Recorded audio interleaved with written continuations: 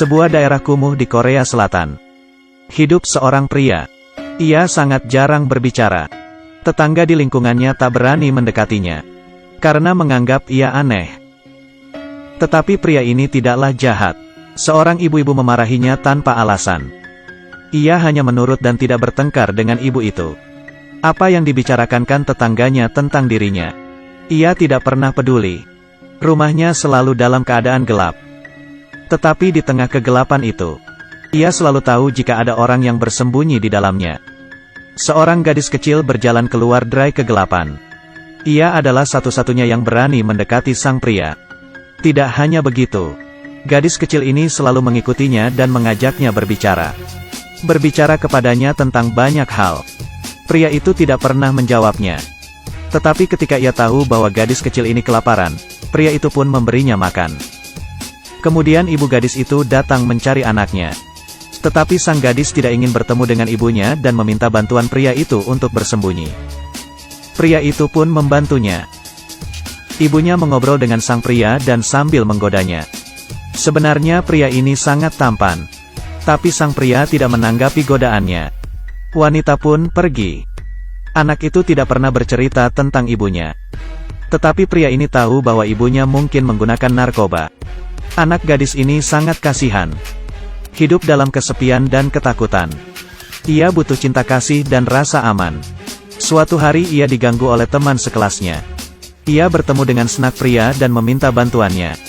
Tetapi pria menolaknya, gadis pun sangat terluka. Ia meneteskan air mata dan berkata kepada pria itu, jika sang pria pun ia benci, maka tidak ada lagi orang yang ia sukai. Kata gadis itu sambil menangis. Di malam itu, gadis itu pulang ke rumah, dan melihat ibunya ditangkap oleh seorang pria.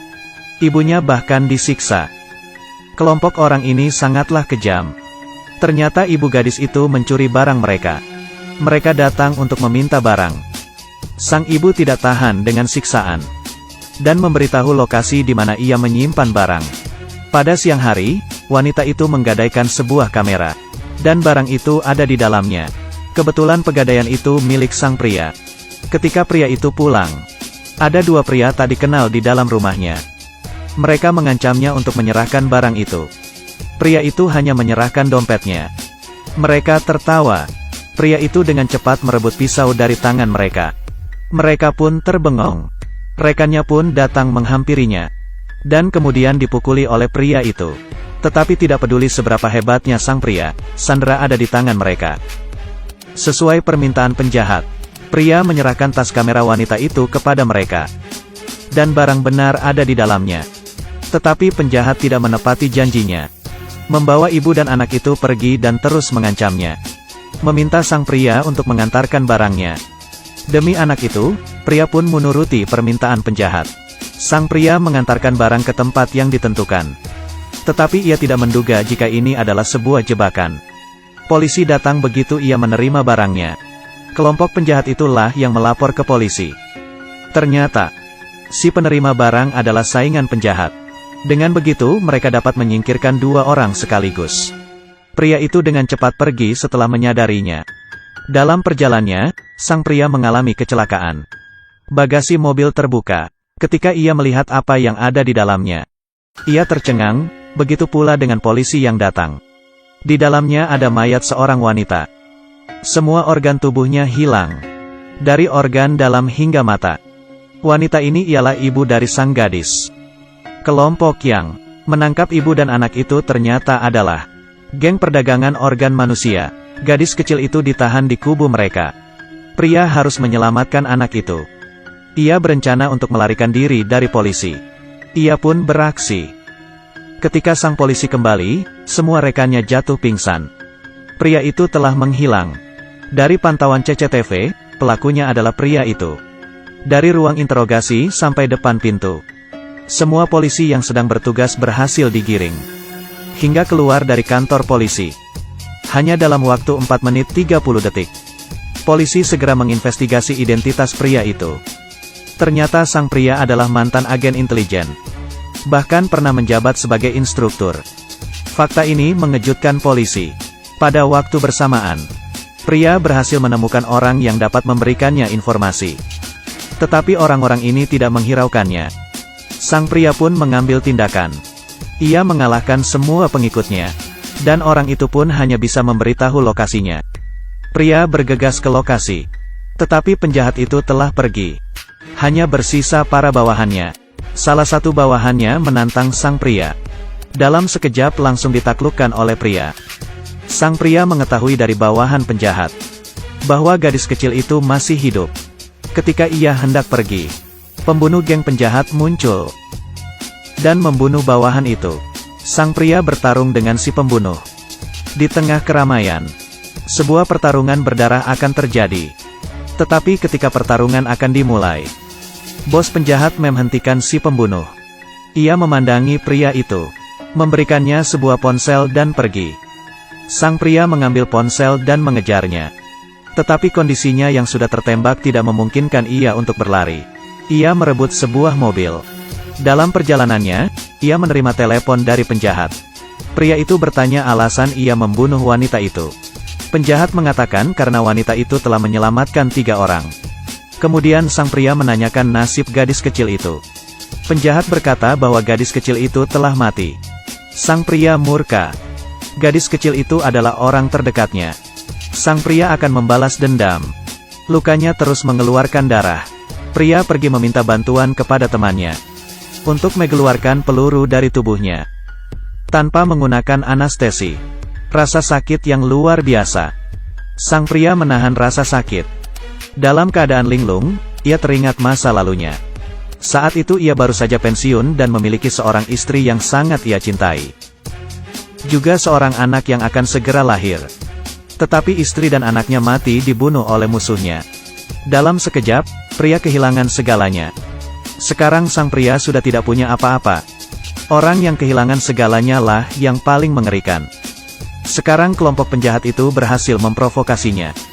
Melakukan hal-hal kejam yang tidak manusiawi. Demi anak gadis itu, sang pria harus bangkit dan berjuang.